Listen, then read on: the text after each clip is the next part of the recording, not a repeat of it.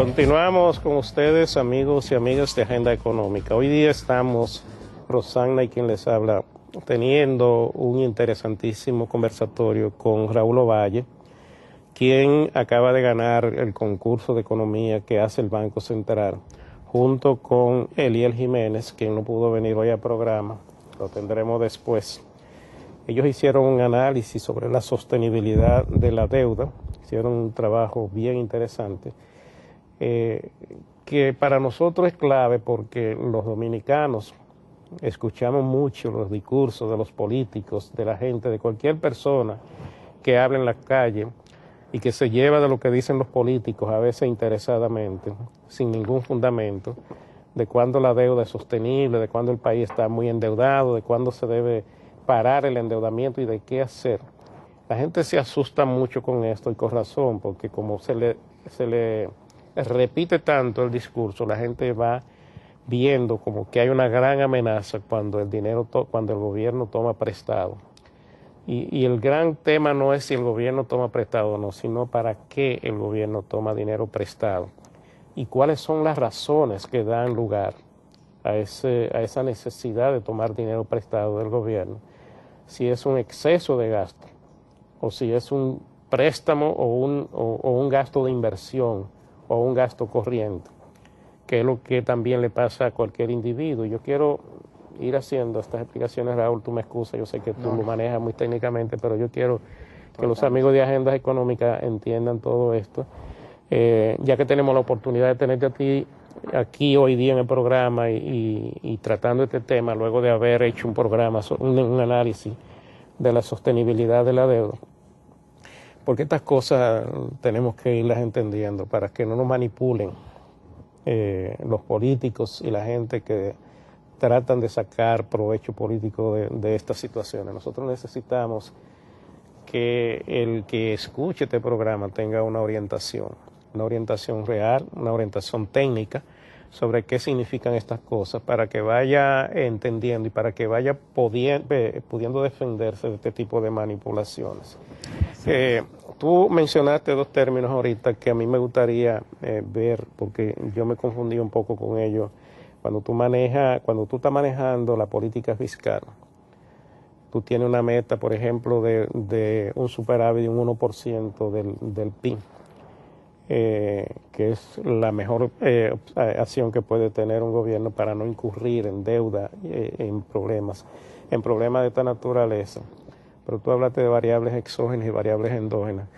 A mí me parece, Raúl, aquí me gustaría que tú me aclararas eso. Si el gobierno, por ejemplo, tiene una meta y ha hecho un presupuesto contemplando terminar con un superávit de un 1% del Producto Bruto Interno, y se le presenta un fenómeno de la naturaleza, por ejemplo, un ciclón o algo parecido, o una crisis económica global. O una crisis económica claro, que se dé en que te dispare los precios y te dispare el gasto por razones de precios, de inflación importada y ese tipo de cosas. Aquí estas variables que son desconocidas, cuando tú estás haciendo el presupuesto, tú no puedes calcular esto porque tú no estás en condiciones de hacer esos cálculos para saber qué va a pasar en ese sentido. Ese tipo de cosas, ¿cómo se le puede llamar? ¿Variables exógenas o variables endógenas? Para el análisis particularmente de la sostenibilidad, eso fueran, de hecho, propiamente tal, estocástica. De ahí viene el nombre que nosotros le damos, que nosotros con el que titulamos el paper. Y también pudieran ser endógenas. Yo quisiera hacer esa aclaración. Pero volviendo al tema que menciona, es importante, igual para los televidentes, que cuando se elabora el presupuesto hay unos supuestos, que es lo que menciona. Un supuesto de tipo de cambio, un supuesto de crecimiento de la economía, un supuesto sobre la inflación.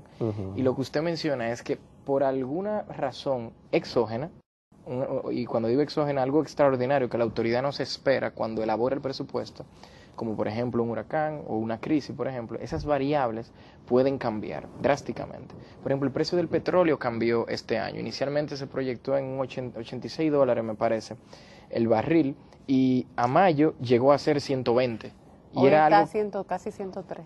claro, y era algo que la autoridad en su momento, cuando prepara el presupuesto, no se está esperando. Entonces, a ese fenómeno, digamos, de que esa variable, en este caso petróleo, llega a un nivel que la autoridad no se espera, algo no anticipado, nosotros le llamamos shocks. Y lo que nosotros hacemos en nuestro trabajo es que vemos, le aplicamos muchos shocks a cada una de las variables que inciden en la acumulación de la deuda y que no son controladas por la autoridad, que son crecimiento económico, tasa de inflación, tasas de interés doméstica y externa y tipo de cambio. Vemos cómo se mueven esa variable en el tiempo, en niveles que la autoridad no anticipa, no espera. Y nos hacemos la pregunta, si vinieran shocks, si vinieran crisis, si vinieran huracanes, eso pudiera hacer que la deuda entonces entre en una trayectoria insostenible. Esa es básicamente la pregunta de nuestro trabajo. Y lo que nosotros encontramos, el resultado es el siguiente. Si esos shocks no existieran, entonces, y el gobierno decidiera mantener un presupuesto equilibrado, o sea, sus ingresos son iguales a sus gastos, es decir, el superávit es cero, entonces la deuda es sostenible. ¿Por qué? Porque nosotros observamos que la deuda no aumenta en el tiempo, básicamente se estabiliza. Nuestro horizonte de proyección es hasta el año 2017 y se estabiliza en alrededor de 37% del PIB.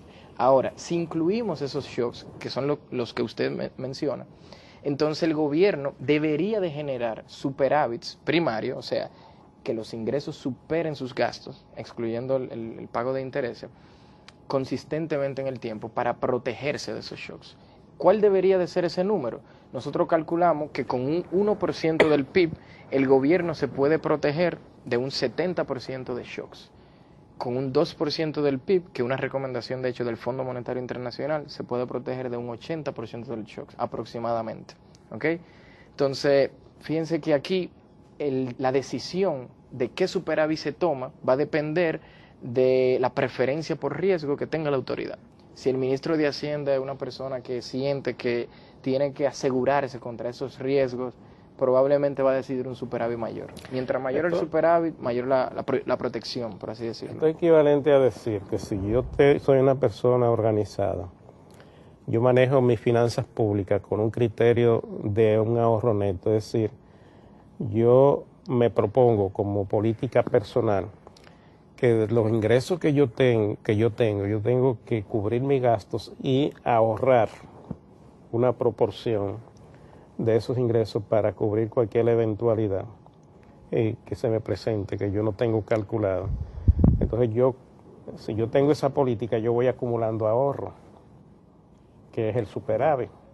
Yo voy acumulando esos ahorros. Si se me presenta una eventualidad de un gasto extraordinario, entonces yo puedo utilizar esos ahorros para cubrir esa eventualidad. Digamos que la puedo cubrir en un 80%.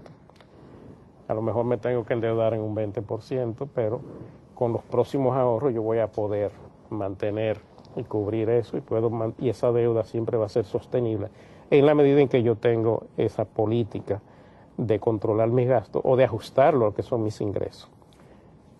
Digamos eso, tú me excusas que es muy sencillo, como yo lo planteo. Mejor así, prefiero la parsimonia y me disculpan si es que la idea es que los amigos entiendan lo que le estamos diciendo con este tipo de cosas. O sea, ¿por qué el superávit primario? Precisamente, primero, para tú eliminar la necesidad de nuevos endeudamientos.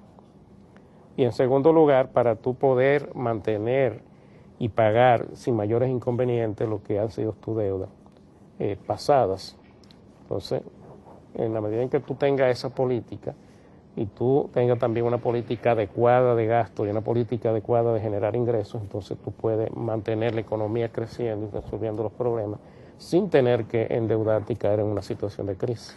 Porque ahí yo también quería decir, Luis, para los amigos y compartir con Raúl, que personalmente entiendo, o sea, países pobres como República Dominicana, con necesidades crecientes tanto en el ámbito económico y social, necesariamente tienen que tener endeudamiento. O sea, no podemos vivir con recursos, no somos un país rico, no somos un país con alto ingreso per cápita, con un nivel de ahorro que sea suficiente para destinarlo a la inversión productiva en los distintos ámbitos que requerimos como nación.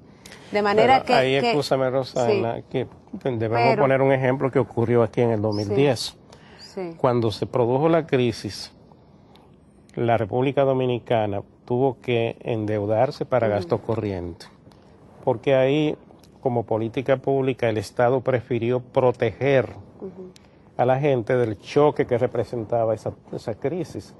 Entonces prefirió gastar más allá para ir en auxilio de esta gente, Sí, y auxiliarlo. Y eso contracíclica. fue una política de endeudamiento que en ese caso se puede justificar porque el Estado es un protector de la sociedad. Sí. Y si se ve en una situación de esa naturaleza y tiene que hacer tomar dinero prestado para auxiliar a la gente que más vulnerable, entonces eso no estaría malo. El problema es que tú hagas recurrentemente. Exacto. Pero vamos a una pausa y vamos a regresar porque ya venimos al último segmento para ir concluyendo los puntos de vista externados. Vamos a una pausa.